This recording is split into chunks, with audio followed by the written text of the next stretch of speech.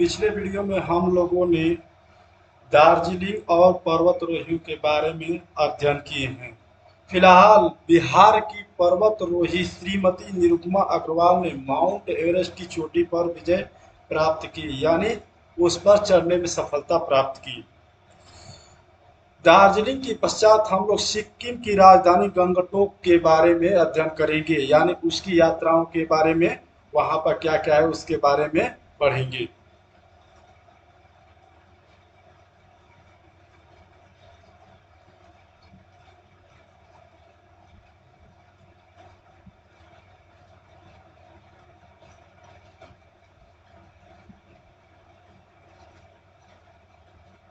दार्जिलिंग की यात्रा के पश्चात हमने अपने पड़ाव गंगटोक के लिए प्रस्थान किया। गंगटोक समुद्र तल से लगभग 6000 फीट की ऊंचाई पर स्थित सिक्किम राज्य की राजधानी, यानी गंगटोक जो है समुद्र तल से 6000 फीट की ऊंचाई पर सिक्किम की राजधानी है।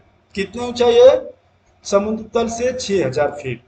यह पहाड़ों के ढलानों पर विभिन्न स्तरों को काटकर बसाया गया शहर। गंगटोक एक प्रकार का शहर है जो पहाड़ के ढलानों को काटकर बनाया गया है। ऊपर नीची ढलानों पर बनी सड़कें और उस पर बिना हार्न बजाती कतार से चलती गाड़ियां। शहर के अंदर कहीं गंदगी का नामो निशान नहीं। यानी यहाँ पर कह रहा है, लिखा गया है कि गंगटोक में गंदगी यानी कूड़े कचरों का नाम निशान नहीं है। सभी दुकानों के आगे कचरे फेंकने के लिए एक डब्बा है, डिब्बे लगे हैं। किसी भी परिस्थिति में कोई भी किसी भी तरह का कचरा सड़क पर नहीं फेंक सकता। शाम के समय महात्मा गांधी सड़क का अद्भुत नजारा, साफ सुथरी चौड़ी सड़क के बीचों बीच फूल भरे पौधे से सुंदर सजावट। ये कहाँ है? गंगटोक। दोनों तरफ सजी धजी दुकानें, सड़क के बीचों बीच लकड़ी, लोहे एवं पत्थरों से बने बेंचों पर बैठकर धीमी भारतीय संगीत के साथ चाय कॉफी की चुस्कियों का मजा ही कुछ और था। तरह तरह के फूल के पौधों से सुसज्जित इस सड़क का दृश्य देखते ही बनता था। यहाँ सड़क के किनारे पगडंडियों पर लोग चलते थे। पगडंडी क्या होता है? सड़क के किनारे एक रास्ता बनाया जाता है पतले में, उसी पर लोग पैदल आते जाते हैं। उसी रास्ते को हम पगडंडी कहते हैं। और कभी आराम करने के लिए सड़क के बीच की इस सुसज्जित जगह पर बैठ जाते हैं, यानी जो बेंच जो लगे थे उस पर बैठ जाते हैं। तभी तो लगा कि हम अलग ही दुनिया में आ गए।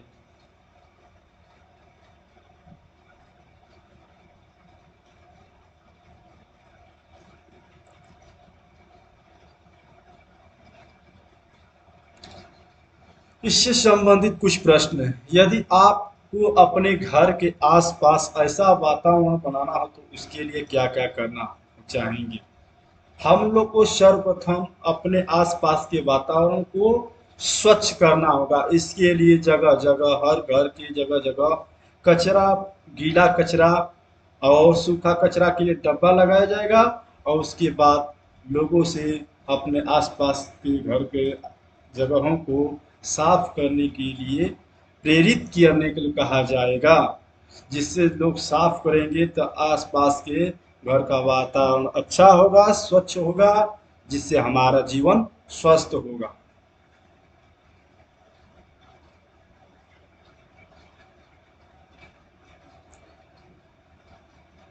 सिक्किम पहाड़ों और घाटियों से भरा एक छोटा राज्य है। सिक्किम कैसा राज्य है? पहाड़ों और घाटियों से भरा एक छोटा राज्य है। तीस्ता यहाँ की मुख्य नदी है, यानी सिक्किम की मुख्य नदी कौन है? तीस्ता। यहाँ मुख्यतः लेप्चा, नेपाली और भूटिया तीन जातियां निवास करती हैं। यानी सिक्किम में मुख्यतः गंगटोक में सिक्किम के राजधानी और गंगटोक में सिक्किम और उसके राजधानी गंगटोक में मुख्यतः क्लेचा, नेपाली और भूटिया तीन जातियां निवास करती हैं। यहाँ के लोग मेहनती, सीधे, सरल और सहयोगी होते हैं। यहाँ की औरतें रंगीन कपड़े और एवं मनकों से युक्त सोने के आभूषण पहनना पसंद करती हैं। मनकों मतलब आशा है माला, सोने का आभूषण पहनना पड़ती है। देखिए यहाँ पे बगल में कुछ औरतों का चित्र बनाया गया है जो रंगीन कपड़े पहने हुए हैं और कानों में यानी मनकों से के साथ साथ सोने का आभूषण भी पहनी हुई यहाँ पर चित्र दर्शाया गया है। गंगटोक में हम लोगों ने फूलों का बगीचा, बॉटनिकल गार्डन, रूमटेक मॉनेस्टरी आदि देखा है। रूमटेक मॉनेस्टरी को करमापा के नाम से भी जाना जाता है। करमापा बौद्ध धर्म का गुरु का निवास भी है। यह बौद्ध धर्म का यानी करमापा बौद्ध धर्म का दर्शनीय स्थल भी है।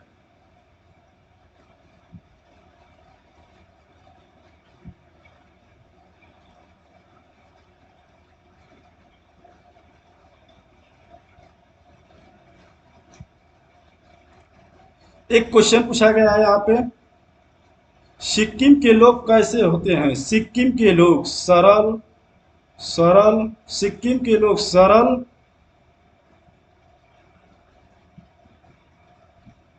प्रश्न है सिक्किम के लोग कैसे होते हैं? तो यहाँ का इस प्रश्न का उत्तर होगा सिक्किम के लोग मेहनती, सीधे, सरल और सहयोगी होते हैं। यानी मेहनती होते हैं, सीधे सरल स्वभाव के होते हैं, यानी झगड़ालू प्रवृत्ति के नहीं होते हैं और एक दूसरे के सहयोग करने वाले होते हैं।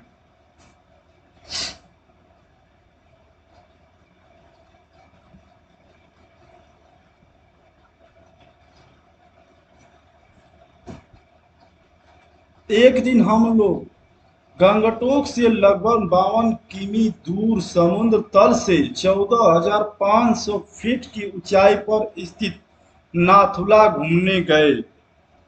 यह भारत और तिब्बत की सीमा पर स्थित है। कहाँ है नाथुला? भारत और तिब्बत की सीमा पर स्थित है। जैसे जैसे हम गंगटोक से आगे बढ़े और ऊपर चढ़े, ठंडी बढ़ती गई। इन पहाड़ों पर घुमावदार सड़क सांप की तरह दिखाई पड़ रही थी। यानी नाथुला की पहाड़ों पर सड़क घुमावदार थी जो सांप की तरह दिखाई पड़ रही थी। सड़क के एक तरफ पहाड़ और दूसरी तरफ हजारों फीट नीचे गहरी खाई थी। मतलब एक प्रकार गहरी खाई थी। एक प्रकार ऊपर ऊपर पहाड़ थे, दूसरे तरफ हजारों तरफ बहुत गड्ढा यानी खाई थी। यह देखकर मन घबरा रहा था। आखिर नाथुला आ गया। बिछी हुई बर्फ की चादरों के बीच हम सभी खड़े थे। यानी यहाँ बता रहे हैं कि बर्फ से बिछी हुई, बर्फ पड़ा हुआ चादर के समान था, उस पर हम लोग सभी खड़े थे, उत्साहित और आनंदित। सबसे ऊंचाई पर शान से लहरा रहा था अपना प्यारा तिरंगा, यानी भारत का झंडा शान से लहरा रहा था। इतनी ऊंचाई पर तिरंगे का लहराना देख मन गर्व से भर गया। दूसरी ओर चीन देश का भी झंडा लहरा रहा था।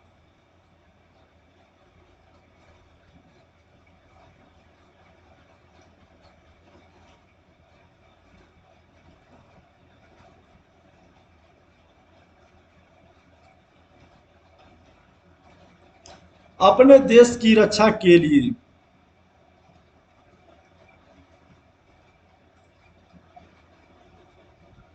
अपने देश की रक्षा के लिए सीमा पर चौकस वीर सैनिक हम सब लोगों का मार्गदर्शन भी कर रहे थे।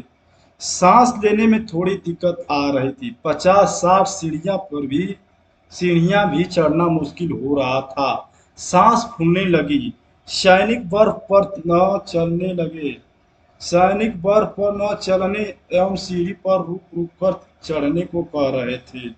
बच्चों को दौड़ने के लिए मना किया जा रहा था। बच्चे तो ठहरे बच्चे, भला कहाँ रुकने वाले। एक बच्चा बेहोश हो गया, सभी चिल्लाने लगे, जल्दी कैंप ले जाओ, ऑक्सीजन दो, ऑक्सीजन दो। सैनिक ने उसे तुरंत मेडिकल कैंप में पहुंचाया। प्राथमिक उपचार के बाद बच्चा स्वस्थ होकर वापस आ गया। एक प्रश्न है, वह बच्चा क्यों बेहोश हो गया? वह बच्चा बर्फ वाले स्थान पर गया, जिसके कारण उसको शरीर तापमान गिर गिर गया, और उसके कारण तापमान गिरने के कारण बच्चे को सांस लेने में दिक्कत हुई, जिसके कारण वो बेहोश हो गया। इस उपचार के लिए उस सैनिक मेडिकल कैंप में लगे, जिससे स्वस्थ हो, उपचार के बाद बच्चा स्वस्थ हो गया।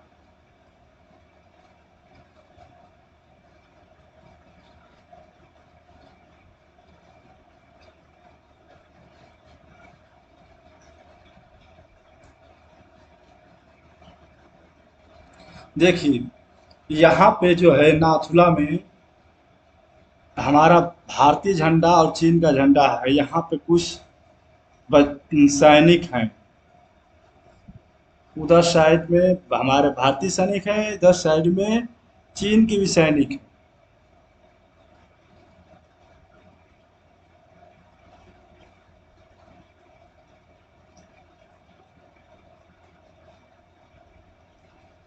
देखिए, सबसे महत्वपूर्ण की बात है, सबसे वेरी वेरी इंपॉर्टेंट की बात है, नाथुला का रास्ता प्राचीन काल में सिल्क मार्ग के नाम से जाना जाता था। यानी नाथुला का रास्ता प्राचीन काल में किस नाम से जाना जाता था? सिल्क मार्ग के नाम से जाना जाता था। चीन के यात्री इसी कठिन मार्ग से चलकर विक्रमशिला, पाटलिपुत्र, नालंदा और बोध गया तक आते थे। हमने यहाँ लगभग 1 घंटा बिताया। चीन के यात्री किस मार्ग से आते थे? सिल्क मार्ग यानी नाथुला के मार्ग से चलकर भारत के विक्रमशिला, पाटलिपुत्र, नालंदा, बोध गया आते थे। हमने यहाँ लगभग 1 घंटा बिताया सिल्क मार्ग पर। ऊंचे पर्वतीय स्थल अपने प्राकृतिक सौंदर्य, स्वच्छ वातावरण और शांत माहौल से सभी को अपनी ओर आकर्षित करते रहे होंगे, करते रहेंगे। यानी यहाँ कहने का तात्पर्य यहाँ है कि ऊंचे ऊंचे पर्वत जो हैं अपने प्राकृतिक सौंदर्य, अच्छे स्वस्थ वातावरण, स्वच्छ वातावरण और शांत माहौल से हम सभी को अपनी ओर आकर्षित कर रहे हैं। ऐसी भावना के साथ हम सभी लोगों ने वापसी की यात्रा शुरू की, जहां से हम लोगों ने यात्रा शुरू की थी, यानी पाटना से हम लोग ने यात्रा शुरू की थी। अब देखिए, कुछ क्वेश्चन पूछा गया, पता कीजिए और लिखिए। भारतीय सीमा पर सैनिकों ने तिरंगा क्यों फहराया था? भारतीय सीमा पर सैनिकों ने तिरंगा इसलिए फहराया था जिससे कि इस तिरंगे से हमारे देश के भौगोलिक सीमा निर्धारण हो जाते थे कि यहाँ तक हमारा देश है। उसके बाद आगे दूसरे देश की सीमा बताया गया है। सीमा होने को इंडिकेट के लिए फहराया जाता था, फहराया होगा। चलिए नेक्स्ट क्वेश्चन।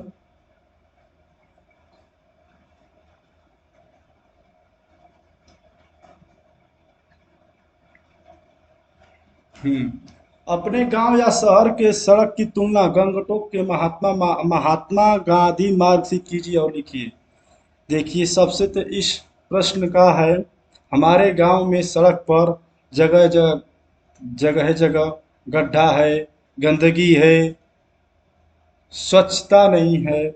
जबकि महात्मा गांधी मार्ग में हम लोगों ने अध्ययन किया कि वहाँ पर वो बहुत अच्छी सड़कें हैं, गड्ढा मुक्त हैं, और जगहों की सड़क के किनारे किनारे पगडंडी हैं, जगह जगह फूल लगा हुआ है, वातावरण सुसज्जित किया गया है, और लोगों को बैठने के लिए जगह जगह पर कुर्सी की व्यवस्था की गई है।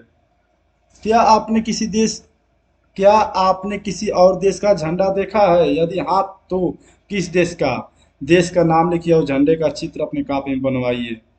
बच्चे, हम लोगों ने इस अध्याय में अपने देश के अलावा चीन देश का भी झंडा देखा है। यदि हाँ देखा है तो उस देश का नाम चीन है, और उस झंडे चीन देश का झंडे देखकर हम लोग उसको कॉपी बना सकते हैं, यानी चीन का झंडा का भी हम चित्र बना सकते हैं।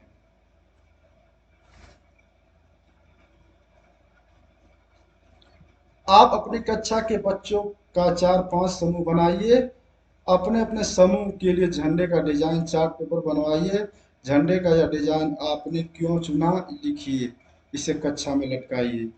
इस प्रकार से प्रश्न से हम बच्चों को अलग अलग देश के झंडे से उस देश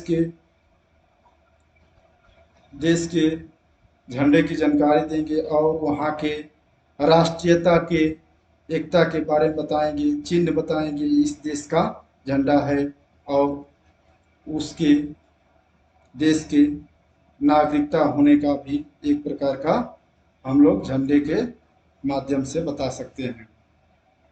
आपने कभी यात्रा की हो या यात्रा के बारे में पढ़ा हो तो उसके बारे में लिखिए। इस यात्रा का उदाहरण हम कुछ अन्य यात्रा के माध्यम से बच्चों को बता सकेंगे और बच्चे को समझाने का प्रयास करेंगे। आज का वीडियो हम लोगों ने पटना से नथुला की यात्रा नामक पाठ को अध्ययन किया। अगले वीडियो में हम लोग इस पाठ का सारांश एक वीडियो में प्रस्तुत करेंगे और इसके बाद हम लोग इससे संबंधित कुछ प्रश्न उत्तर हल करने का प्रयास करेंगे।